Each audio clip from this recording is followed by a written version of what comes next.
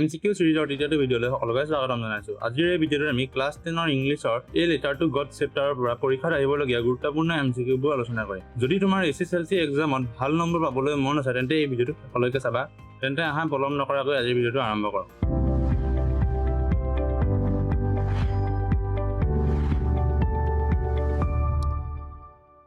এতিয়া আমি পৰীক্ষাত আহিবলগীয়া কেইটামান মাল্টিপল চইচ কুৱেশ্যনছ আলোচনা কৰিম। আৰু ইয়াৰ প্ৰথম প্ৰশ্নটো হৈছে where was Lencho's house situated in the valley? আৰু অপচনসমূহ হৈছে at the foot of a low hill, on the crest of a low hill, near a rushing river, নে in the middle of a town। আৰু ইয়াৰ শুদ্ধ উত্তৰটো হৈছে on the crest of a low hill। ইয়াৰ পিছৰ প্ৰশ্নটো হৈছে what did Lencho compare the big drops of rain to? আৰু ইয়াৰ অপচনসমূহ হৈছে silver coin, pearls, 10 cent pieces, নে 5 cent pieces। আৰু ইয়াৰ শুদ্ধ উত্তৰটো হৈছে 10 cent pieces। ইয়াৰ পিছৰ প্ৰশ্নটো হৈছে the field was white as if covered with salt। Why was the field white? আৰু ইয়াৰ অপচনসমূহ হৈছে due to heavy downpour, due to snowfall, due to plague of locust, নে due to the accumulation of hailstones। আৰু ইয়াৰ শুদ্ধ উত্তৰটো হৈছে due to the accumulation of hailstones। 4 number প্ৰশ্নটো হৈছে what did Lencho predict during the meal time? আৰু ইয়াৰ অপচনসমূহ হৈছে a plague of locust would come, big drops of rain would begin to fall,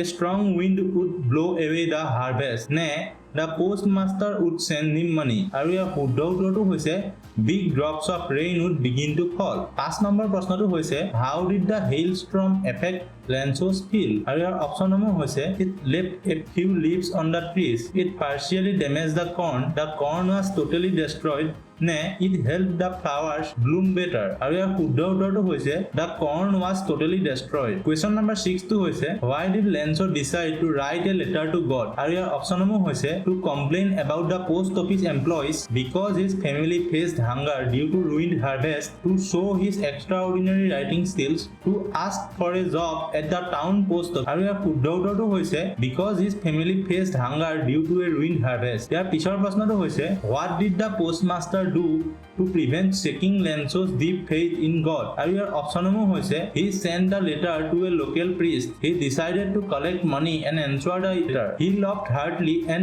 discarded the letter, he went to Lencho's house personally। আৰু ইয়াৰ শুদ্ধ উত্তৰটো হৈছে he decided to collect money and answer the letter। next question টো হৈছে how much money was the postmaster able to gather for Lencho? আৰু ইয়াৰ অপচনসমূহ হৈছে 100 pesos, 50 pesos, 70 pesos, a little less than half। আৰু ইয়াৰ শুদ্ধ উত্তৰটো হৈছে 70 pesos। ইয়াৰ পিছৰ MCQ টো হৈছে read the extract, God could not have made a mistake, nor could he have denied Lencho what he had requested। what emotion does this extract highlight about Lencho? আৰু ইয়াৰ অপচনসমূহ হৈছে greed and ungratefulness, utter shock and confusion, complete unquestioning confidence in God, নে anger toward the village elders। আৰু ইয়াৰ শুদ্ধ উত্তৰটো হৈছে complete unquestioning confidence in God। আৰু আমাৰ last MCQ টো হৈছে why did Lencho call the post office employees a bunch of crooks?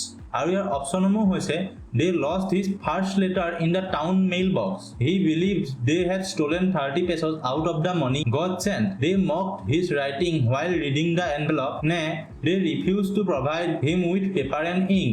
আৰু ইয়াৰ শুদ্ধ উত্তৰটো হৈছে he believed they had stolen 30 pesos out of the money God sent। এতিয়া আমি very short answer type question খিনি চাম আৰু এই প্ৰশ্নখিনি আমি 10 ৰ পৰা 15টা শব্দৰ ভিতৰত লিখিবলগীয়া হয়। আৰু ইয়াৰ প্ৰথম প্ৰশ্নটো হৈছে what did Lencho's field need more than anything else? আৰু ইয়াৰ শুদ্ধ উত্তৰটো হৈছে the fields immediately needed a heavy downpour or at least a gentle shower। question number 2 টো হৈছে what resembled new silver coins when the weather suddenly changed? আৰু ইয়াৰ শুদ্ধ উত্তৰটো হৈছে very large hailstones falling with the rain resemble new silver coins। question number 3 টো হৈছে for how long did the destructive hail rain down on the valley? আৰু ইয়াৰ উত্তৰটো হৈছে the devastating hail rained down heavily on the valley for an hour। 4 number প্ৰশ্নটো হৈছে what metaphorical animal did the author compare Lencho to? আৰু ইয়াৰ উত্তৰটো হৈছে the author described Lencho as being an ox of a man, অৰ্থাৎ ষাঁড় গৰুৰ সৈতে তুলনা কৰিছে। question number 5 টো হৈছে when did Lencho begin writing his first emotional letter to God? আৰু ইয়াৰ উত্তৰটো হৈছে he began writing the letter at daybreak on a Sunday morning। question number 6 টো হৈছে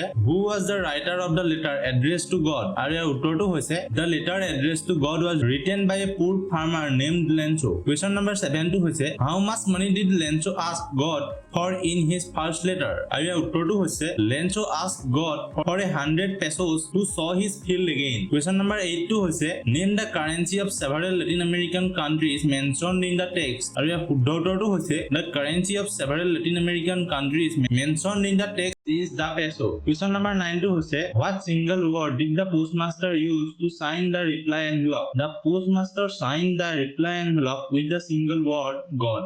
Question number 10 টো হৈছে how much money actually reached Lencho in the first envelope? আৰু ইয়াৰ উত্তৰটো হৈছে exactly 70 pesos successfully reached Lencho in the first envelope. এতিয়া আমি 2 to 3 মাৰ্কছৰ বাবে আহা short answer টাইপ কুৱেশ্যনখিনি চাম আৰু এই কুৱেশ্যনখিনি মই প্ৰশ্নটো পঢ়িম উত্তৰটো তোমালোকে নিজে পঢ়িবা আৰু নিজৰ কপিত এবাৰ লিখি যাবা। আৰু ইয়াৰ প্ৰথম প্ৰশ্নটো হৈছে why did Lencho call the raindrops new coin of 10 and 5 cent pieces?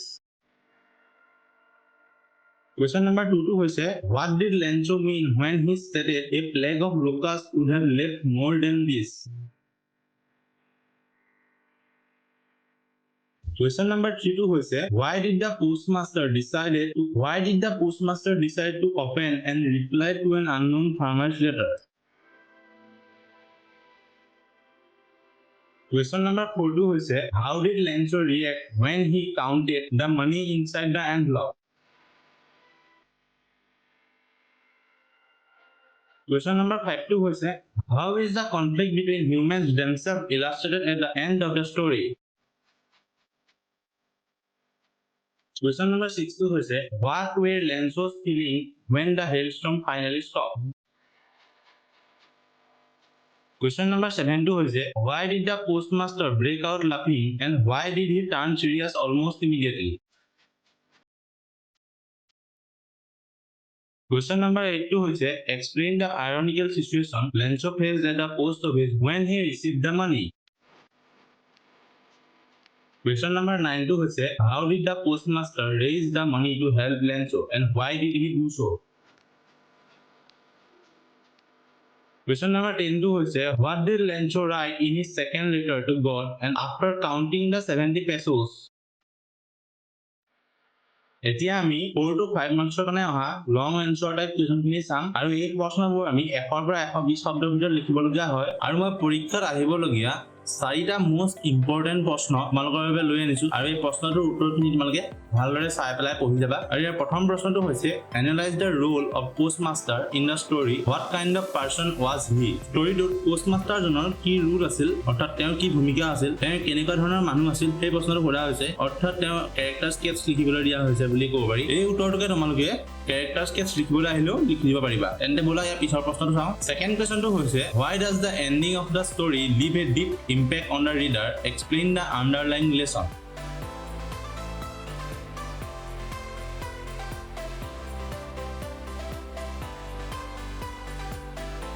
Question number 3 টো হৈছে draw a character sketch of Lencho highlighting both his profound faith and his ultimate naivety based on the text. ইয়াত আমাক Lenchoৰ character sketch টো draw কৰিবলৈ কৈছে আৰু তেওঁ ভগৱানৰ ওপৰত থকা ভক্তি আৰু তেওঁ কিদৰে মানুহক ভুল বুজিলে এই কথাটোৰ ওপৰত লিখিবলৈ দিছে এইটো এটা অতি গুৰুত্বপূৰ্ণ প্ৰশ্ন গতিকে এই প্ৰশ্নটো ভালদৰে চাই লোৱা তোমালোকে Question number 4 টো হৈছে describe how the conflict between human and nature is illustrated through Lencho's story when his expectation turned into devastation. এই প্ৰশ্নটোত আমাক মানুহ আৰু নেচাৰৰ মাজত যেটো কনফ্লিক্ট হৈছে সেইটো কাহিনীটিৰ জৰিয়তে আমাক বহলাই লিখিবলৈ কৈছে এইটো এটা অতি গুৰুত্বপূৰ্ণ প্ৰশ্ন গতিকে এই প্ৰশ্নটো ভালদৰে চাই লোৱা তোমালোকে